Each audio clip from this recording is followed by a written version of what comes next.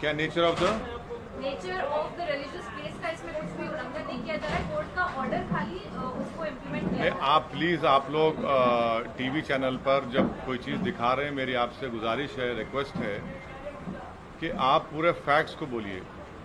पहला फैक्ट ये है कि 1991 में ही ये इसी पॉइंट्स पर, इसी मुद्दों पर हाई कोर्ट ने स्टे दिया। वो स्टे वेकेट हुआ। आप अक्टूबर 2021 में ये 5 नए पिटिशनर्स कोर्ट को जाते हैं, वही सेम डिमांड उनका, और ये बोलते हैं कि हम सर्वे चाहते हैं और हमको ये कमिश्नर होना। जो 91 में स्टे दिया गया था, इसी बार डिमांड के ऊपर कोर्ट ने बोला नहीं, आप जाकर लोअर कोर्ट जो है ऑर्डर दे देता है। तो हमारा बोलना है कि लोअर कोर्ट का ऑर्डर गलत है। और दूसरी बात प्लीज समझिए कि मैं बार बार दोहरा रहा हूँ, at the cost of repetition कह रहा हूँ कि हमने पार्लियामेंट में कानून बना दिया कि 15 अगस्त 1947 को जो भी रिलीजियस प्लेस है उसको वैसे ही बरकरार रखेंगे, नेचर और कैरेक्टर चेंज नहीं होगा। आप मेरे को बताइए, सर्वे क्यों किया जा रहा है? फिर सर्वे किस लिए किया जा रहा है? सर्वे वजह क्या है उसकी? 91 के एक्ट में यह भी कहा गया कि अगर कोई भी किसी रिलीजियस प्लेस का नेचर और कैरेक्टर चेंज करना चाह रहा है तो उस पर एफआईआर बुक करना चाहिए। और मेरा डिमांड है कि उन लोगों पर एफआईआर बुक होना चाहिए, क्योंकि उसका मकसद वही है, नेचर और कैरेक्टर को चेंज करने का। और सुप्रीम कोर्ट ने जो बाबरी मस्जिद के टाइटल सूट में जो फैसला दिया, उसमें 5 जजेस ने कहा कि 91 का एक्ट भारत के संविधान के सेकुलरिज्म और बेसिक स्ट्रक्चर का हिस्सा है। तो ये फैसला ही गलत है लोअर कोर्ट का, बिल्कुल गलत फैसला है।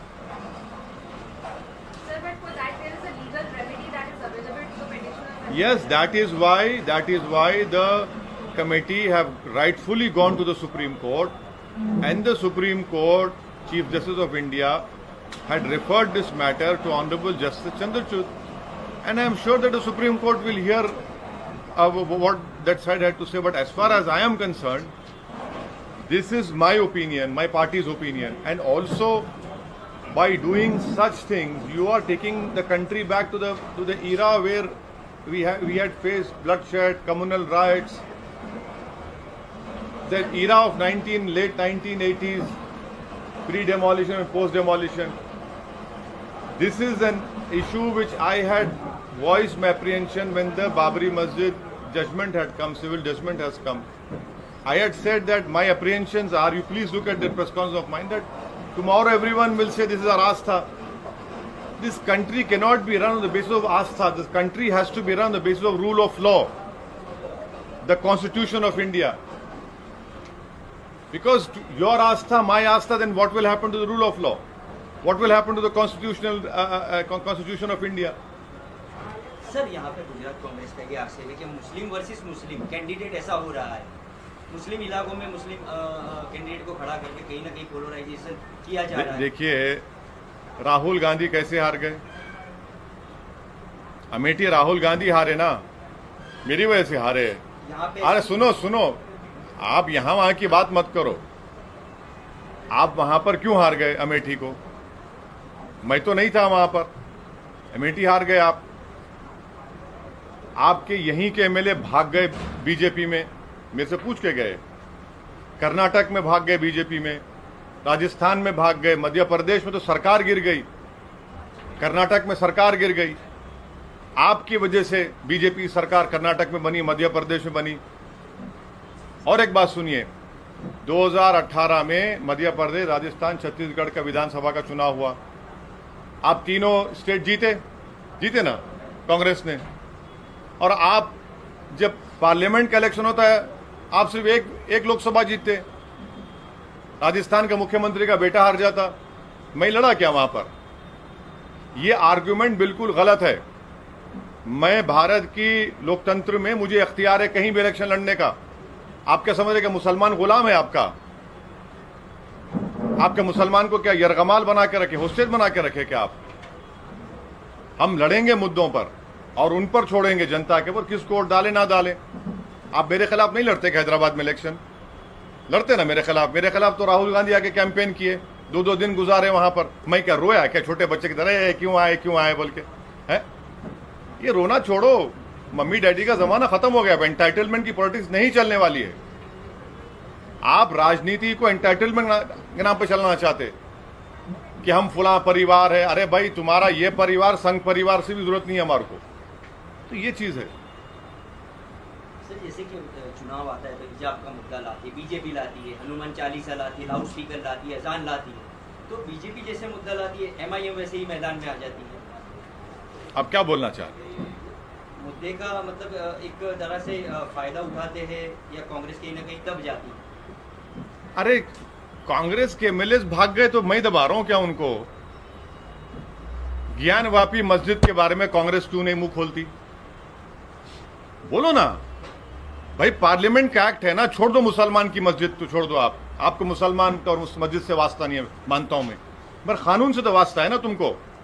बोलो ना उसके ऊपर कानून क्या ऐसा है। आज बोलते आप, इतने दिन से हम जब बोल रहे थे तो उनको मालूम हो गया कि अब तो मामला गर्म हो गया। हिजाब के बारे में बोलने से आपको डर क्या है? भाई मेरा कल्चर का हिस्सा है, मैं पहनना चाह रहा हूं, मेरी बेटी पहनना चाह रही, कोई नहीं पहनता तो कोई पहनना चाह रही, तो आप क्यों नहीं बोलेंगे उस पर? आप नहीं बोलना चाहते इन चीजों पर। अब कांग्रेस दब रही है तो बहुत अच्छा है, बहुत अच्छा है। वैसे भी अमित शाह ने फिर से पश्चिम बंगाल में सीएए की बात की, आप इसके बारे में क्या कहेंगे? मैं पार्लियामेंट में तो उस बिल को फाड़ दिया ना, आप मेरे से क्यों पूछ रहे? मैं तो फाड़ दिया उस बिल को। मेरा मानना यह है कि भारत के संविधान के खिलाफ है वो कानून, और मजहब के बुनियाद पर कानून बनाया गया जो भारत के संविधान के right to equality, right to life के खिलाफ है। मैं इस बात का हरगिज खिलाफ नहीं हूं कि अगर कोई पड़ोसी ममालिक से कोई लोग आकर भारत में रिफ्यूजी का स्टेटस मांगता है, दीजिए बराबर। और आपको मैं गुजारिश करूंगा कि हिंदू अखबार पढ़िए। हिंदू अखबार में रिपोर्ट किया कि कई ऐसे हमारे जो हिंदू भाई पाकिस्तान से आए थे वो वापिस चले गए, आपने उनको दिया ही नहीं कुछ भी, क्योंकि आपने दिसंबर 2014 का कट ऑफ लगा दिया उसमें। आप क्यों कट ऑफ लगाते भाई? अगर कोई आ रहा है, पीड़ित आ रहा है, मजबूर होकर आ रहा है, तो आप देखिए ना उसके ऊपर, मगर रिलीजन को क्यों लेके आते आप?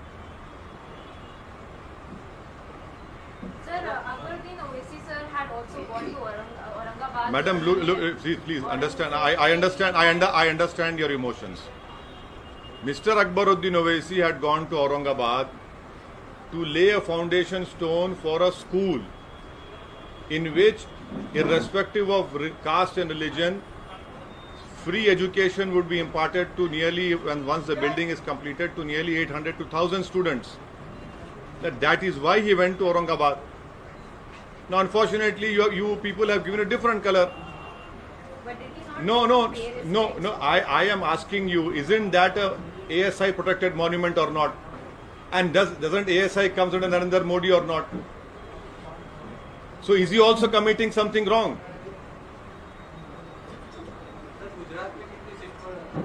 गुजरात पे अच्छे सीटों पर चुनाव लड़ेंगे और अच्छी और तैयारी के साथ लड़ेंगे और इंशाअल्लाह कामयाबी मिलेगी। कितने सीट पर लड़ेंगे, कहां पर लड़ेंगे, अभी बहुत जल्दी है, मगर उसका फैसला जब होगा आपको साबिर भाई बताएंगे, जो हमारे गुजरात के अध्यक्ष हैं मजलिस के। ताजमहल का भी विषय सामने आया, ताजमहल को लेकर भी पिटीशन की गई है, तो ऐसे अलग अलग जो पिटीशन हो रही हैं उसको लेके ऐसा है ना कि देश में गेहूं का शॉर्टेज है, मगर कौन जिम्मेदार है? औरंगजेब जिम्मेदार है। देश में कोयला नहीं है, कौन जिम्मेदार है? बाबर जिम्मेदार है। देश में अनएम्प्लॉयमेंट नहीं है, कौन जिम्मेदार है? शाहजहां जिम्मेदार है। सबके लिए मुगल जिम्मेदार है ना, मोदी जी तो जिम्मेदार ही नहीं है। ये मोदी सरकार शॉर्टेज सरकार है। ये तो ना कोयला है, ना गेहूं है, ना रोजगार है, कीमतें आसमान को छू रही हैं और रुपया गिरते जा रहा है। तो शॉर्टेज सरकार बोलना चाहिए उसको। तो ताजमहल क्या है भाई? इतने साल के बाद हाई कोर्ट ने क्या कहा? देखिए, अभी मैडम का सवाल था, हाई कोर्ट में 2 जजेस ने कहा कि अब तुम कल बोलोगे हमारे चैम्बर में क्या हो रहा देखना चाह रहे हैं, उसको खारिज कर दिया। लोअर कोर्ट बोलता है नहीं, नीचे आके देख। अब बताइए, हाई कोर्ट में बोल रहा है ये। अच्छा, इनको अभी क्यों ख्याल आया ताजमहल में ये है, ये समझ में नहीं आया। मेरे को लगता है कि वो जो नीचे जाना चाहते हैं ना, वो देखना चाह रहे हैं, बुरा मत मानिए, जोक कर रहा हूं, कि नरेंद्र भाई मोदी की डिग्री कहीं ना मिल जाए उसमें।